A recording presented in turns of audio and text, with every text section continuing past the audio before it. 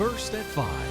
From the University of Florida's College of Journalism and Communications, you're watching WUFT News. Welcome to WUFT News, First at 5. I'm Macie Goldfarb. And I'm Kennedy Mason. Thanks for joining us. Fiona, which is the sixth named storm of the 2022 Atlantic hurricane season, has formed east of the Leeward Islands. Yep, the tropical storm is more than 500 miles east of the Leewards. There are sustained wind speeds of 50 miles per hour. A tropical storm warning is in effect for the U.S. Virgin Islands and Puerto Rico, which could see heavy rains and flash flooding this weekend. U.S. hurricane hunters flew through the storm yesterday and posted this video on Twitter. Let's head over to our weather center, where forecaster Julia Haley has more on what to expect with Fiona in the future and the weekend weather here. Currently tracking Tropical Storm Fiona as it moves westward toward the Bahamas.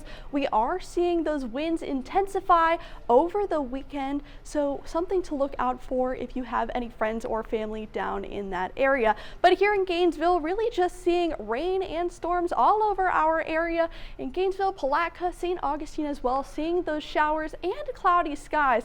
Temperatures though sitting in the 70s, 77 Gainesville, 78 Ocala, 75 the Villages, 77 Palatka, 80 St. Augustine, and 84 for Lake City. This evening, seeing that chance for rain last just a little bit longer, but drying up by around 9 p.m. as those temperatures drop into the lower 70s. Clouds for your morning tomorrow. Back to you.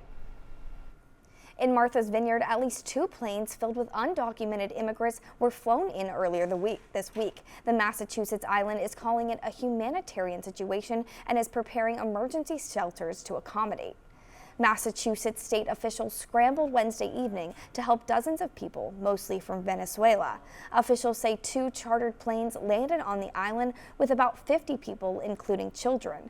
A social services shelter supplied 50 beds, along with meals, medical care, and a kids' play area. Recently, the Florida legislature funded $12 million to transport undocumented immigrants to sanctuary states. Governor DeSantis said today the luxury destination should not have been a big surprise and no one was forced to go. The folks that are contracted, not only do they give them a release form to sign, they actually give them a packet, and in that packet included a map of Martha's Vineyard. So it was obvious that that's where they were going, and they gave that to them. And here's the thing, it's all voluntary. In a speech to Republican donors last weekend in Orlando, the governor hinted he might do this. According to the Washington Post, someone in attendance says he mentioned maybe Chicago, Hollywood, or Martha's Vineyard. And 2 buses filled with migrants arrived at the home of Vice President Kamala Harris this morning. The governor of Texas says he's sending a direct message to the VP. A new tactic in the national debate over asylum seekers entering the United States. In fact, he tweeted about it this morning, saying in part, 2 Texas buses of migrants arrived at the Naval Observatory in D.C. VP Harris claims our border is secure and denies the crisis. He tweeted in response to Harris's comments on Meet the Press. On Massachusetts Avenue this morning, more than 100 men, women, and children were dropped near the Naval Observatory where the vice president lives. Most carried their belongings in plastic bags, including their immigration paperwork. The group that's been coordinating services for the asylum seekers says when the buses arrived, Secret Service police moved the people across the street until aid workers arrived. They were then led to a local church, and from there they will either go to local hotels or shelters or be provided transportation to another destination. Sanctuary states have laws that block immigration enforcement either by refusing to or prohibiting agencies from complying with ICE or imposing unreasonable conditions. Here, the list of sanctuaries for you on the screen. It includes California, Colorado, Connecticut, Illinois, Massachusetts, New Jersey, New Mexico, New York, Oregon, Vermont, and Washington. Each state has a list of cities and counties that provide assistance. President Joe Biden is meeting today with the families of 2 Americans being held in Russia, WNBA star Brittany Griner and businessman Paul Whelan. The families have been pressing for a White House meeting, but we don't know if there's been any movement toward a proposed prisoner swap. CNN says the Biden administration is offering to return a convicted Russian arms dealer. Griner is facing a whopping 9-year sentence for bringing CBD vape cartridges into Russia, where she plays during the offseason. In London, officials say there are at least 40,000 people in line at any given time waiting to pay their respects to Queen Elizabeth. After lying in state over the weekend, her funeral service will be Monday. Jay Gray has the latest details from London.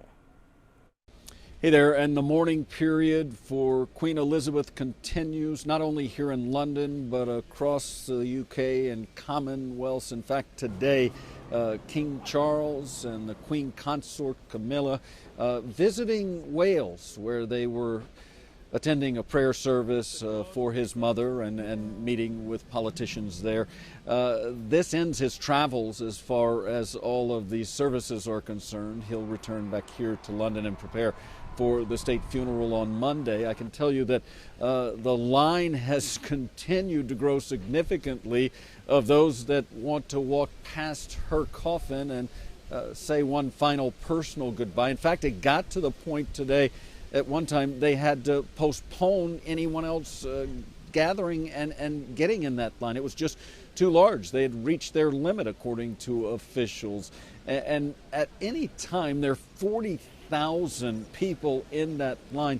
At the time it was paused, it was almost 5 miles long, and the wait time was 14 hours from the back of that line over to Westminster Hall, where the Queen lies in state.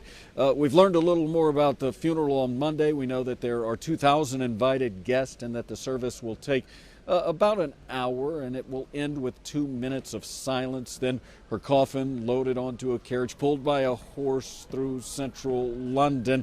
And we know that there are hundreds of thousands who obviously won't be a part of that service. They've gathered here, and they will have the next few days to pay their respects, say that personal goodbye. That is the latest from here in London. I'm Jay Gray. Back to you.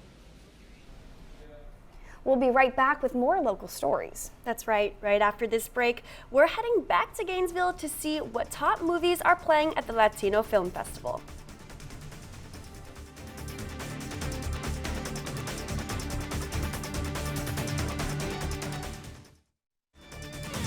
You're watching WUFT-TV News.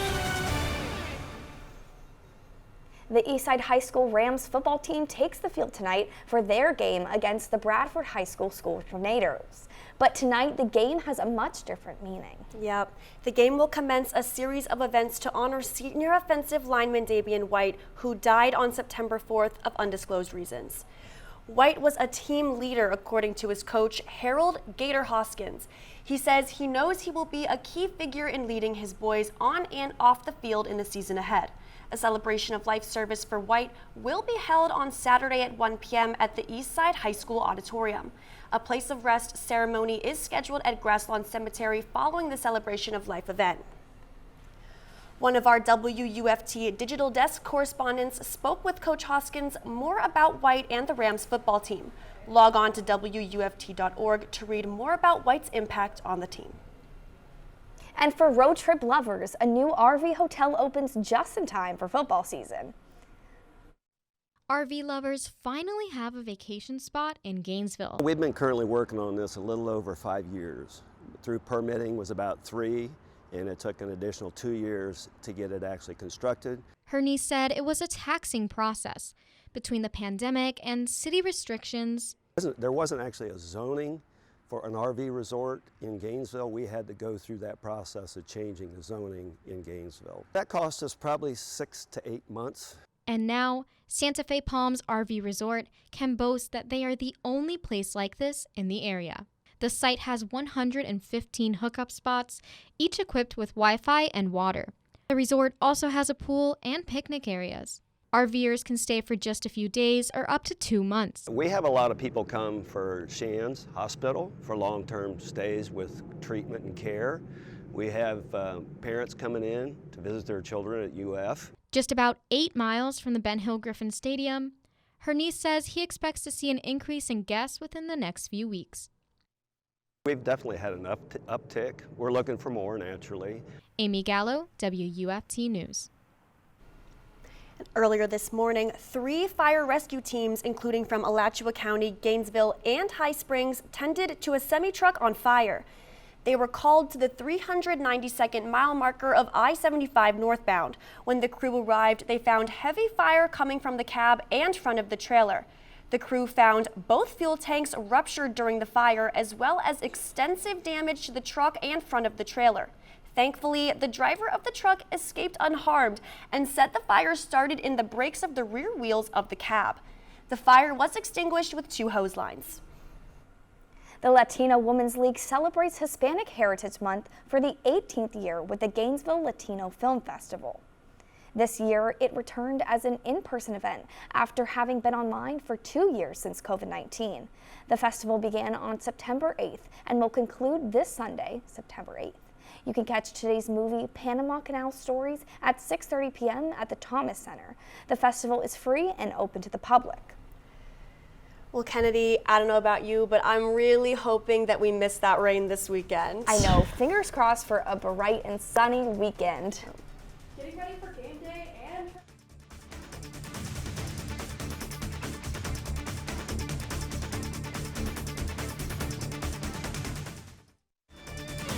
You're watching WUFT-TV News. Currently tracking Tropical Storm Fiona as it moves westward across the Atlantic toward the Bahamas.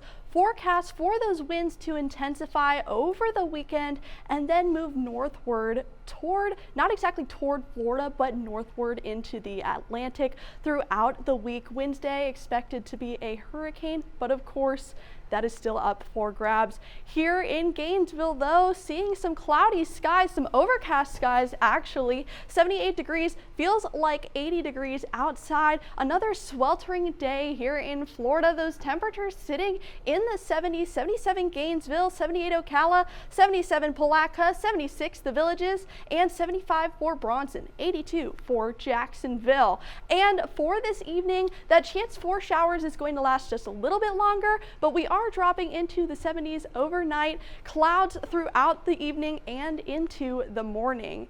And for your South Florida at Florida game, expect those afternoon showers and thunderstorms around the time for tailgates, sitting in the mid 80s, but scattered showers around kickoff, making sure that we have a great game as those sunny skies or those clear skies start to pop through. And of course, those lows are sitting in the low 70s for tomorrow. Another look at that as we have our first round of rain throughout Saturday morning and another round of showers, spotty showers around Saturday afternoon, around tailgate time and into the evening, clearing up by kickoff and by the time that game ends as well. Taking a look at all of our moisture in our area, we are currently sitting at a divide of wet and dry as we have that high pressure system and also that low pressure system in the Atlantic. That's going to stay just for a little bit longer, but we are drying up around Tuesday. That sun is going to start shining through. Onto the muggy meter, feeling sweltering for your Friday, Saturday, and even Sunday. Monday getting just a little bit muggy, and same for Tuesday. So it's going to feel very humid outside. You may sweat a little bit more as it will be very hot outside. Onto the 6-day outlook. Game day, that round 4 showers, and same for Sunday, sitting in the mid 80s but creeping up into the 90s, above average for this time of year by Thursday, clearing up by Monday. Very excited about that. Back to you. Thanks, Julia. Florida just wrapped up this year's Lionfish Challenge with a record haul of the invasive species. Nearly 200 divers took part over the last 3 months. The FWC says they captured more than 25,000 lionfish. With special spears and bags, they can be taken without damaging the environment and not having to touch the spiny fish. This is the 7th year of the contest to help remove the invasive species, which has spread to all waters around the state. Hey Kennedy, let me know, did you get your football tickets for tomorrow? I did, and I am so excited to be back in the swamp. Coming up after the break in sports, we'll hear about Coach Billy Napier's plan to improve offensively ahead of tomorrow night's matchup.